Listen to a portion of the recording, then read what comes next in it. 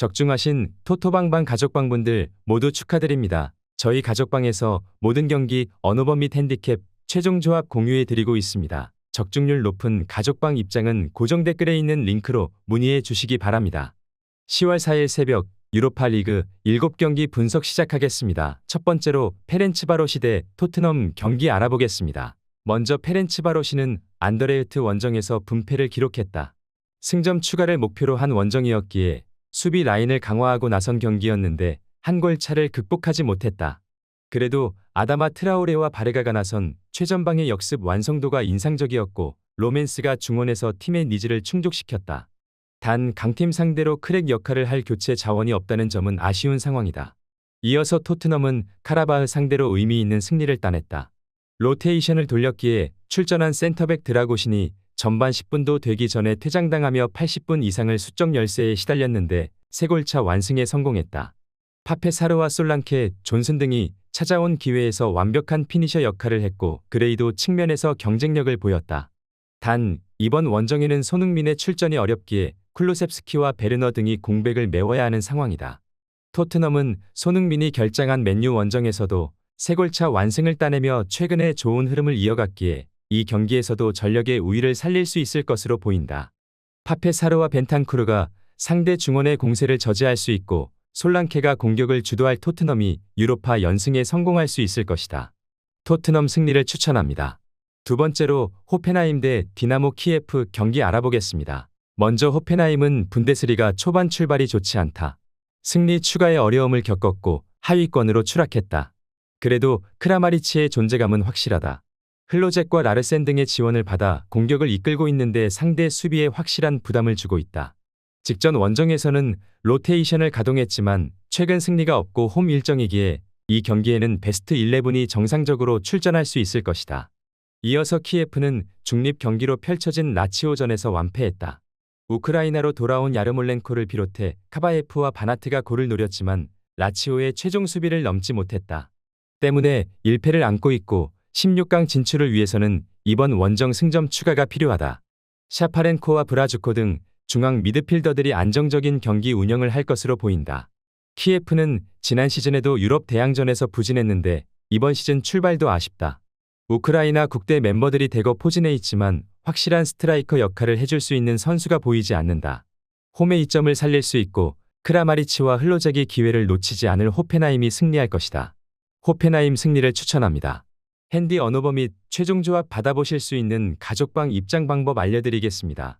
먼저 영상 하단의 댓글을 클릭해 주세요. 두 번째로 댓글 속 가족방 링크를 클릭해 주세요. 마지막으로 채팅 참여하기 누르신 후 메시지 주시고 답장 기다려 주시면 가족방 입장 도움드리도록 하겠습니다. 그럼 분석 이어가 보도록 하겠습니다.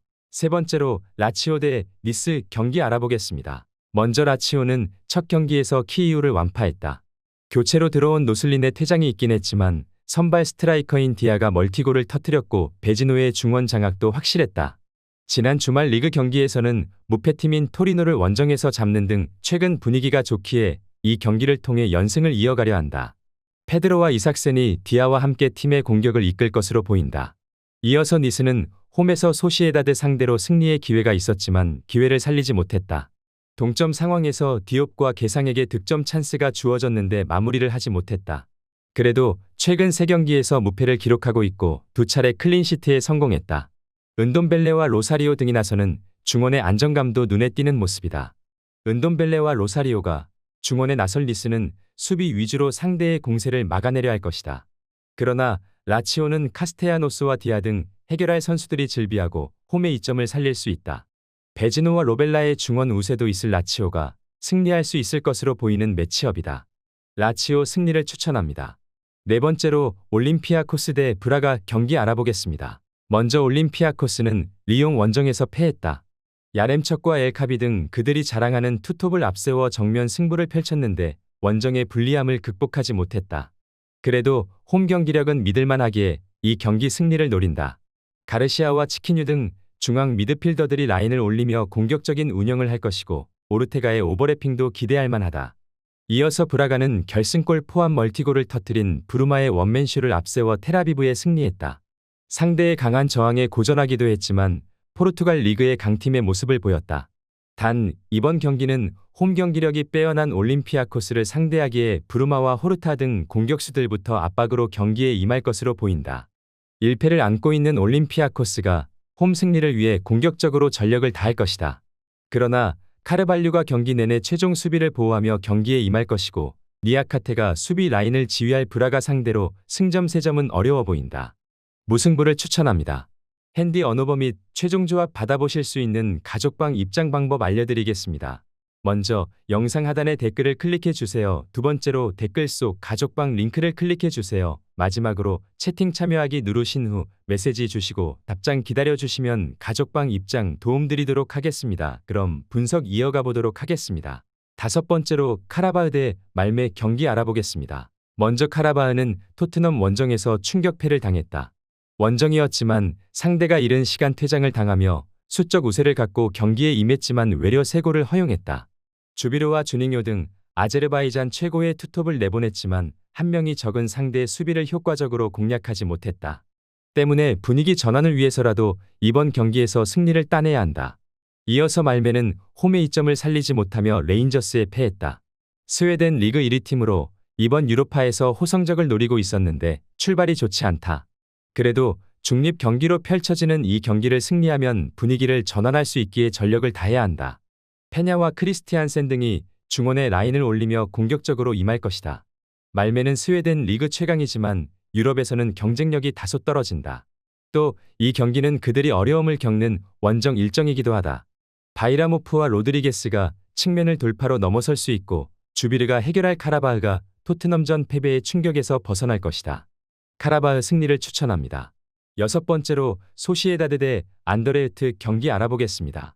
먼저 소시에다드는 니스 원정에서 차선의 결과를 받아들었다.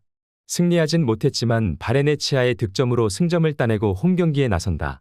시즌 초반 리그 부진으로 인해 하위권으로 추락했지만 최근 경기에서 발렌시아를 완파했다. 아이슬란드 국대의 스타인 오스카르손이 최근 중용되며 좋은 마무리를 하고 있고 멘데스의 부상 복귀 효과가 확실한 모습을 보여주고 있다.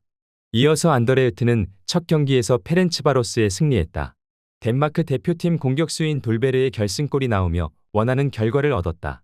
그리고 라리가 강팀 상대로 나서는 원정에서 승점 추가를 노린다. 강팀을 상대하기에 무리한 운영보다는 덴동커와 마리오 등 중앙 미드필더들이 라인을 내리며 수비 위주로 경기를 풀어갈 것으로 예상된다. 원정팀은 에르게넨과 시미치 등 빼어난 피지컬을 보유했고 맨마킹 능력도 좋은 중앙 수비수들을 보유했다. 그러나 쿠보와 오스카르손, 웨야사발 등이 경기 내내 홈에서 측면을 넘어설 소시에다드를 막긴 어려워 보이는 게 사실이다. 소시에다드가 유로파 2경기 만에 1승을 챙겨갈 수 있을 것이다. 소시에다드 승리를 추천합니다. 핸디 언오버 및 최종 조합 받아보실 수 있는 가족방 입장 방법 알려드리겠습니다.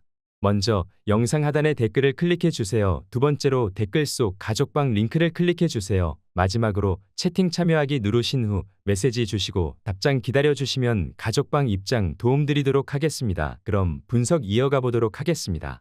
일곱 번째로 슬라비아 프라하 대 아약스 경기 알아보겠습니다. 먼저 슬라비아 프라하는 원정에서 터진 유라색의 득점으로 루도고레를 제압했다. 체코 리그에서 더비 라이벌인 스파르타와 치열한 선두 경쟁을 펼치고 있는 팀인데 유로파 출발도 좋았다. 최근 연승 기간 동안에는 13골 무실점의 완벽한 공수 밸런스를 보여줬는데 지마와 홀시 등 리그 최고의 최종 수비가 상대를 잘 막아내고 있는 모습이다. 이어서 아약스는 역시 최근 페이스가 좋다.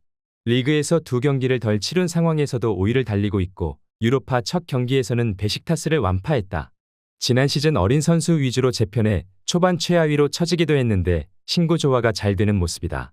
베르바인이 팀을 떠났고 베르기스의 공백도 있지만 피츠짐과 트라오레가 공백을 메웠고 고지가 측면에서 상대의 수비를 공략 중인 모습을 보여주고 있다.